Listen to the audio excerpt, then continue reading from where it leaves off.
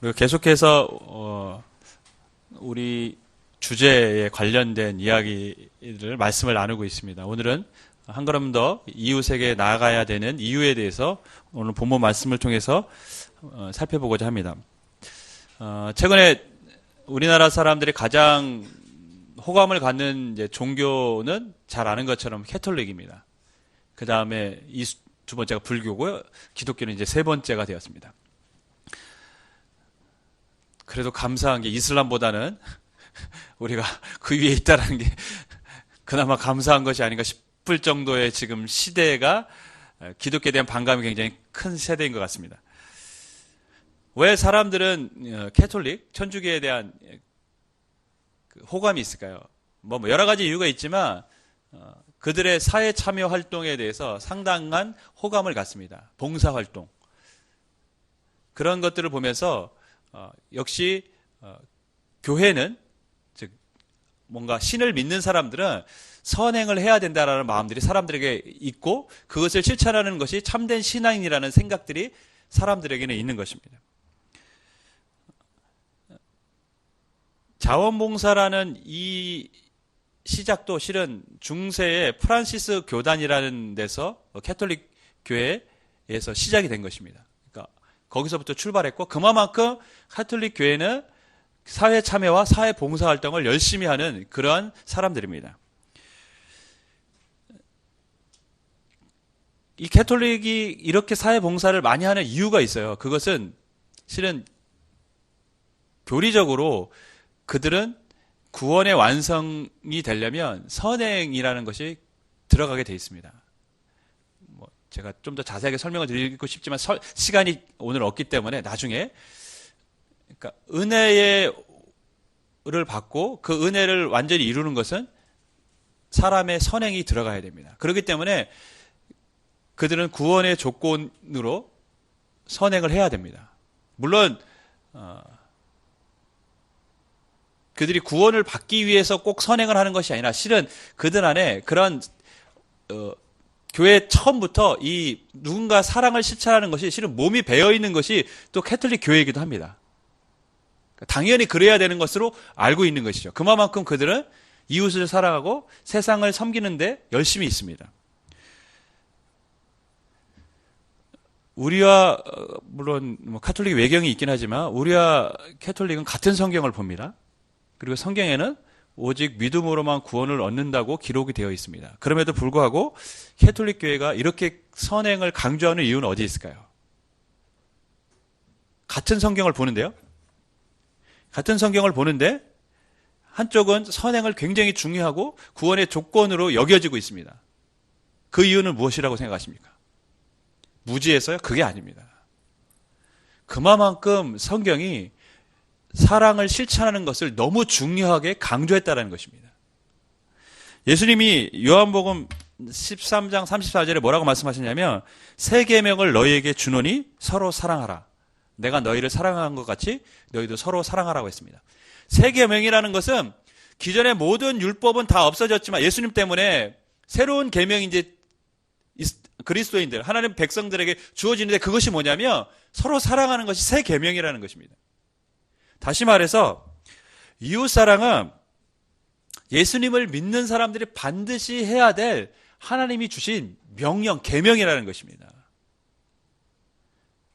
신약시대에 주신 계명은 딱 이거 하나밖에 없어요. 새 계명, 서로 사랑하라. 여러분 우리가 이제 교회 폐허로 한 걸음 더 가까이 이웃에게 했습니다. 왜 이렇게 해야 됩니까? 하는 이유가 무엇일까요? 이 세상 사람들이 이제 교회에 대한 인식이 안 좋으니까 우리는 그러한 선행을 통해서 교회에 대한 인식을 바꿀 수도 있습니다. 또한 교회를 알리고 사람들의 마음의 문을 열어서 복음을 더 증거하는데 효과적인 사역이 될 수도 있습니다. 하지만 이것은 어디까지냐? 2차적인 것이지 1차적인 것이 아닙니다. 1차적인 것은 왜 우리가 이웃사랑을 해야 되는가? 그 이유는 주님의 명령이기 때문에 그렇습니다. 하나님이 그리스도인들에게 해야 될 신약시대에 해야 될 유일한 명령을 주셨는데 그것이 무엇이냐면 내 이웃을 사랑하는 것입니다. 하나님만 사랑하는 것이 아니라 하나님을 사랑하는 것처럼 이웃도 사랑하라는 것입니다. 구약시대에요. 수없이 많은 율법을 주셨습니다. 율법의 계명들이 있었습니다. 그 율법을 요약하면 무엇입니까? 하나님을 사랑하고 내 이웃을 사랑하라는 말씀입니다. 하나님을 사랑하고 이웃을 사랑하라는 이 말씀, 이 명령은 세월이 지나고 세대가 바뀌어도 하나님께서 그리스도인, 즉 하나님의 백성들에게 요구하는 계속된 삶이고 계명이라는 것입니다. 여러분, 왜 하나님은 이웃사랑을 강조하셨을까요? 실은 우리가 이 본문을 통해서 그 이웃사랑을 강조하는 이유를 찾고자 합니다. 선한 사마리아에 대한 이 비유, 우리가 너무 많이 들은 이야기죠. 이건 예수님의 비유의 말씀인데 이것도 이웃사랑에 관한 말씀입니다. 하나님은 이 이웃사랑을 통해서 하나님의 뜻이 이 땅 가운데 이루어지길 원하고 계셨습니다. 그 뜻은 무엇일까요? 하나님 무엇을 기대하고 계셨을까요? 오늘 말씀을 통해서 우리가 좀 그것을 깨닫고 하나님의 뜻을 이루는 삶으로 나아가기를 주님의 이름으로 간절히 축원하겠습니다. 오늘 성경 보면 한 율법 교사가 나옵니다. 율법 교사니까 율법을 잘 알고 있을까요? 모르고 있을까요? 율법 교사니까 상당히 잘 알고 있겠죠. 너무나 당연한 질문 아니겠습니까? 저한테 성경을 잘하느냐 모르느냐고 물어보면 당연히 잘한다고 얘기를 해야 되는 게 제 위치 아니겠습니까? 율법 교사가 성경을 너무나 잘 알고 있었는데 예수님 앞에 나와서 예수님을 실은 시험하고자 물었습니다. 영생을 얻으려면 어떻게 해야 됩니까? 자신은 성경을 너무 잘 알고 있기 때문에 그 답을 이미 알고 있었어요. 구약에 하나님이 뭐라고 말씀하시는지 이미 알고 있었지만 예수님이 혹시 뭐라고 말하는지 한번 들어보자라고 예수님을 시험하고자 찾아가서 물었습니다. 영생을 얻으려면 어떻게 해야 됩니까? 그때 예수님이 뭐라고 얘기합니까? 성경에 뭐라고 얘기하고 있더냐? 예수님 참 지혜로운 분이시죠? 너는 어떻게 알고 있니? 그러니까 자기 스스로 얘기합니다. 27절 말씀 우리 같이 읽겠습니다. 시작.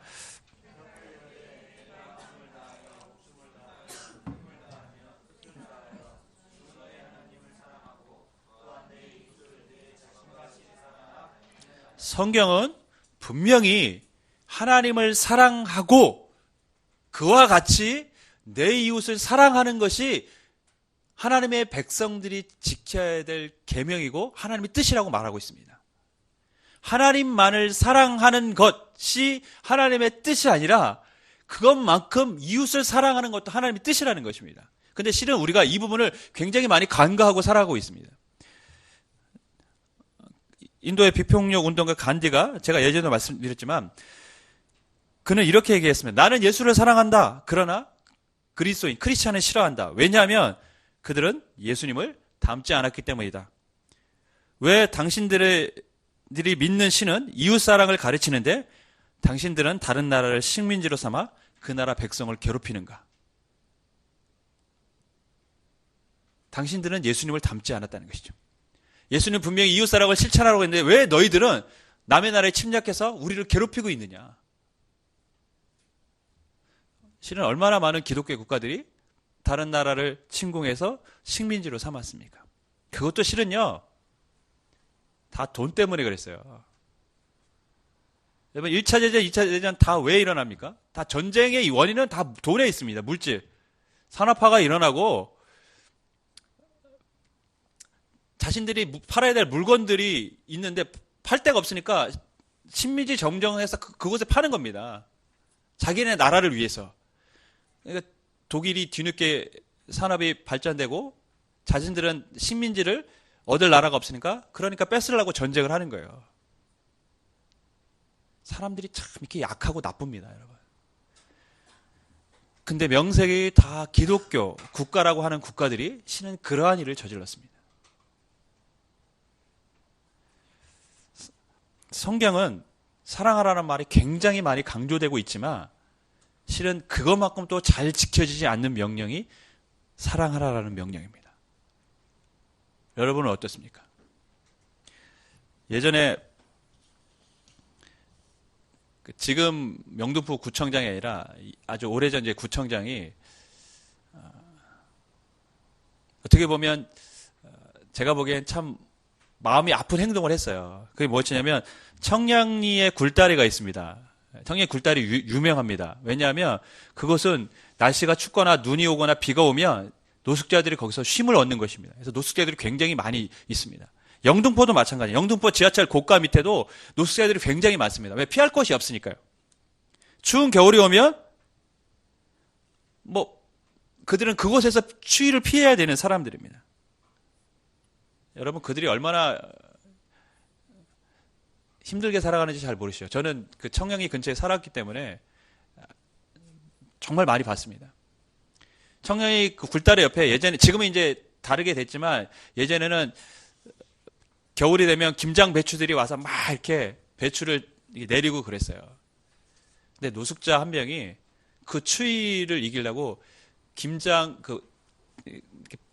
버리잖아요. 나중에 배추 쭉 안 좋은 거는 그걸 덮고 자다가 죽기도 했습니다. 그렇게 어려운 삶들을 살아가고 있습니다.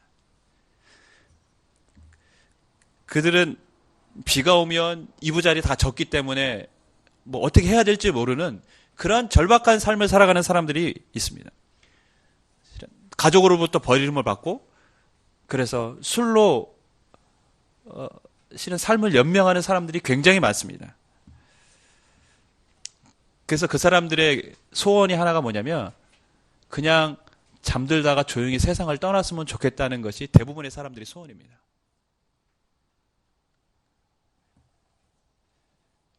이 땅에 버림받은 사람들을 누가 돌봐야 합니까? 그래서 어떤 기업에서 그들이 너무 불쌍해서 그들을 위해서 식당, 목욕탕, 잠을 잘 수 있는 그런 숙박시설을 내가 지어주겠다. 이 노숙자들을 위해서 영등포에. 근데 건설이 안 됐어요. 그 이유가 무엇인지 아십니까? 구청에서 건설 허가를 내지 않았어요. 그 이유는 노숙자들이 많이 있으면 아이들이 교육상 좋지 않고 민원이 들어오기 때문에 허가해 줄 수 없다는 것이죠. 이것이 사람입니다, 여러분. 여러분, 이런 뉴스를 들으면 얼마나 화가 나고 얼마나 마음이 분이 일어납니까? 자신들의 이익만을 위해서 살아가는 세상. 그렇기 때문에 하나님은 그런 세상을 향해서 하나님을 사랑하고 내 이웃을 너 몸처럼 사랑하라고 말씀하고 계신 것입니다. 예수님은 선한 사마리아 비유를 통해서 실은 오늘날 우리 시대를 살아가는 그리스도인들에게 정면으로 도전하고 계십니다. 여러분, 강도 만난 사람이 있었습니다. 첫 번째 누가 찾아왔습니까? 누가 봤습니까? 제사장이 봤습니다. 제사장은 하나님 앞에 거룩한 사람으로 인정받은 사람이고 많은 종교 활동을 하는 사람입니다. 그리고 사람들에게는 경건한 사람으로 인정받는 사람입니다. 하지만 그는 이웃의 아픔을 보고 외면했습니다. 그 다음 레위인도 마찬가지입니다. 그 역시 신앙이라면 신앙 생활을 하는 것이라면 둘째라면 서로 할 정도로 열심히 있는 사람들입니다. 그럼에도 불구하고 이웃의 아픔을 외면했습니다. 하나님을 정말 사랑한다고 스스로 말했던 사람들이지만 그들은 이웃을 사랑하지 않는 사람들이었습니다. 여러분, 혹시 오늘날 우리 교회와 그리스도인들의 모습이 그렇지는 않습니까? 하나님을 사랑한다고 말은 하지만 그러나 하나님을 사랑하긴 하지만 이웃을 사랑하는 것에 대해서는 우리가 제사장과 레위인처럼 그런 모습으로 이 땅을 살아가고 있지는 않은지 우리 한번 오늘 말씀을 통해서 돌아봐야 될 필요가 있습니다. 여러분, 예배를 열심히 하고 말씀을 배우고 기도 열심히 하는 것, 물론 이것이 굉장히 중요한 일이고 하나님이 원하시고 기뻐하시는 일입니다. 그리고 바라기는 이렇게라도 하셨으면 좋겠습니다. 이것만이라도 잘하셨으면 좋겠습니다. 하지만 하나님이 원하시는 것은 거기서 그치는 것이 아니라 하나님을 그만큼 사랑한다면 네가 내 이웃을 내 몸처럼 사랑하라는 것이죠. 왜 하나님은 그렇게 말씀하셨을까요? 여러분, 이해되십니까? 하나님을 사랑하는 것만큼 왜 이웃을 사랑하라고 말씀하셨을까요?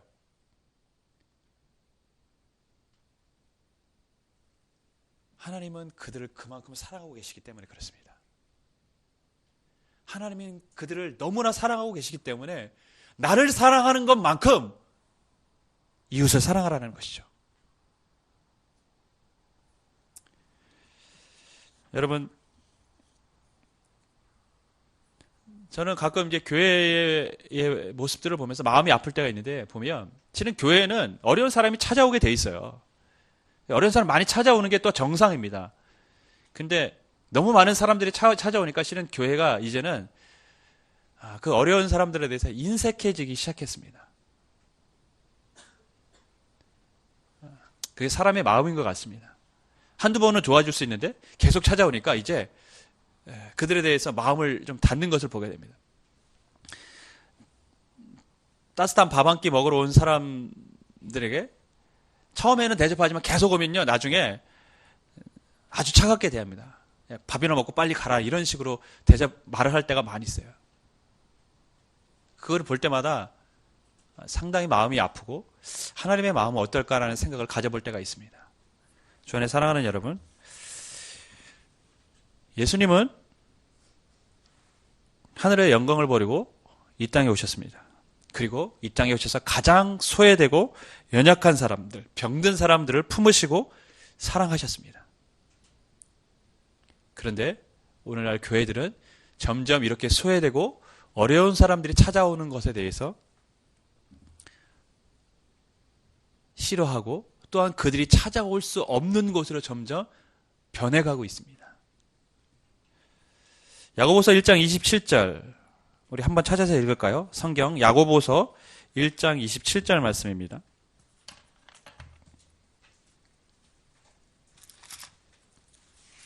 야고보는 신약에 있습니다.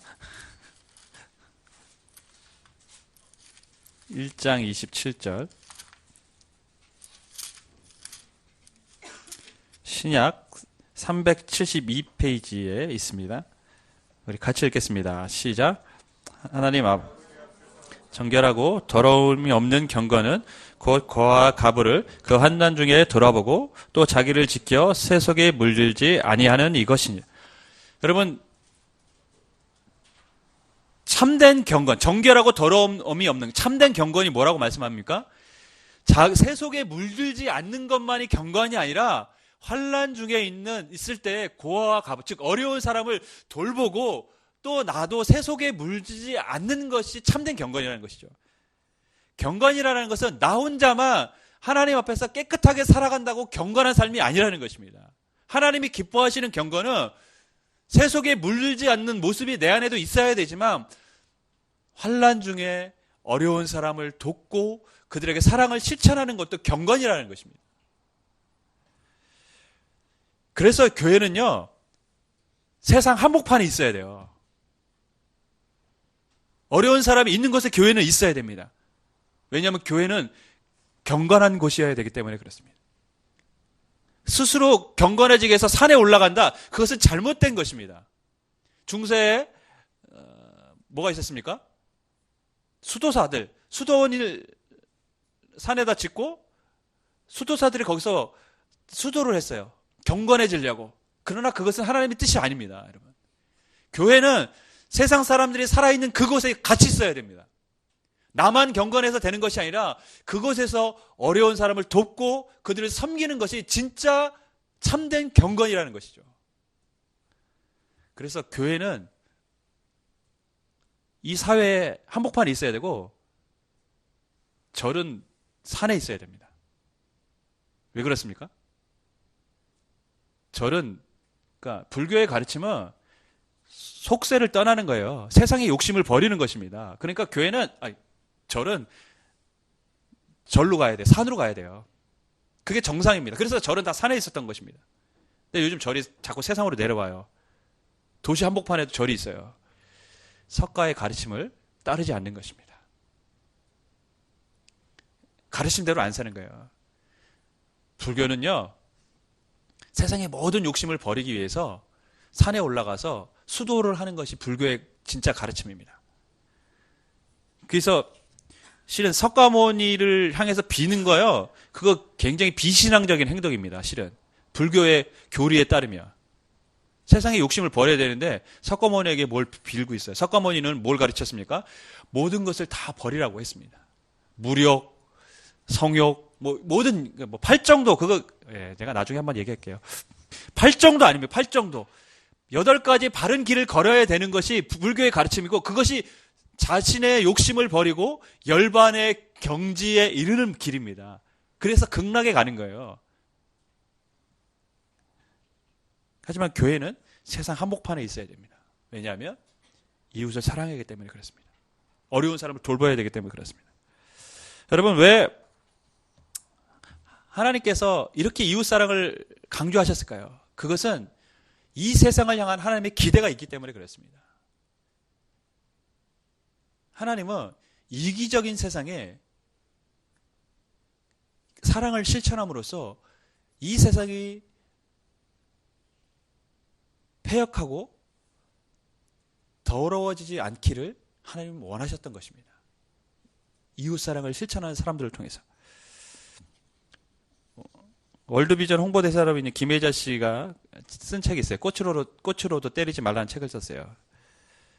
그녀는 그 책에서 이 세상이 얼마나 엉터리 같고 이기적인가에 대해서 글을 썼는데 공감되는 내용이 있었습니다. 한번 제가 읽어드리겠습니다. 사람들은 아프리카 하면 곧바로 야생 동물을 떠올립니다. 텔레비전에서도 야생의 초원에 뛰노는 동물의 왕국만을 보여줍니다. 마치 아프리카에는 사람들이 살지 않는 듯이, 마치 무의미한 전쟁과 굶주림으로 수십만 명이 죽어가는 일이란 전혀 없다는 듯이, 왜 세상은 사자와 기린과 얼룩말들을 보호하면서 이 죄 없는 아이들은 그냥 굶어 죽어가게 내버려 두는 것일까요? 물론 조금 관심이 있지만, 하지만 아무리 생각해도 이해가 가지 않습니다. 고릴라 300마리가 죽었다고 하면 연일 신문과 방송에서 떠들어대면서 하루에도 수백 명씩 죽어가는 아이들에 대해서는 침묵하는 이상한 세상입니다.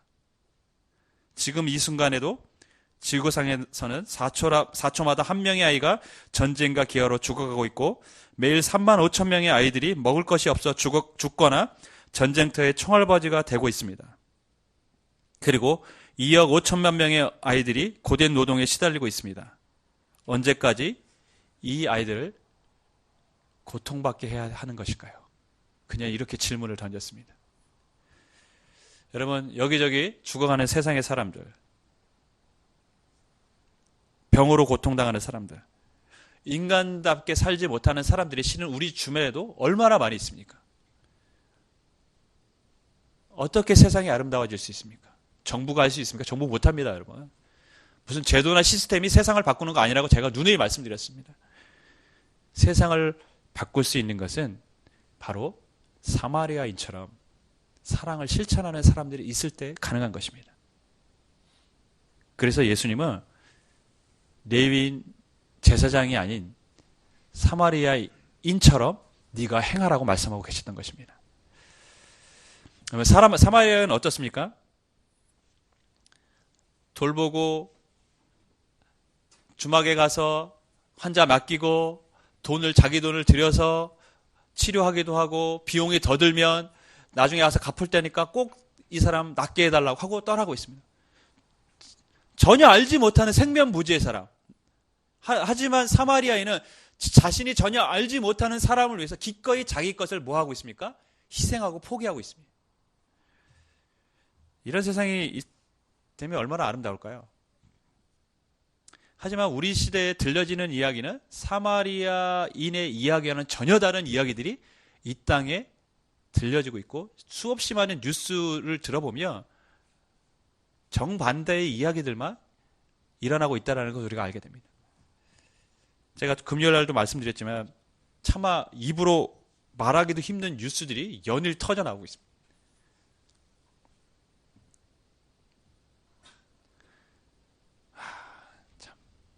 그죠? 7살 아이를 때려서 죽이고 시신을 훼손하고 또 10개월 날 딸아이를 장난감 공을 집어 던져서 죽었다고 하는데 실은 아이는 두개골이 깨져 있고 갈비뼈도 부러져 있고 엄마가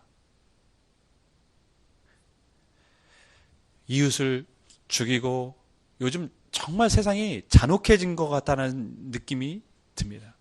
시신을 훼손하는 일들이 너무 쉽게 행동들을 하고 10대 아이들도 그러고 20대도 그러고 뭐 연령대 상관없이 세상이 점점 폐역해지고 있습니다.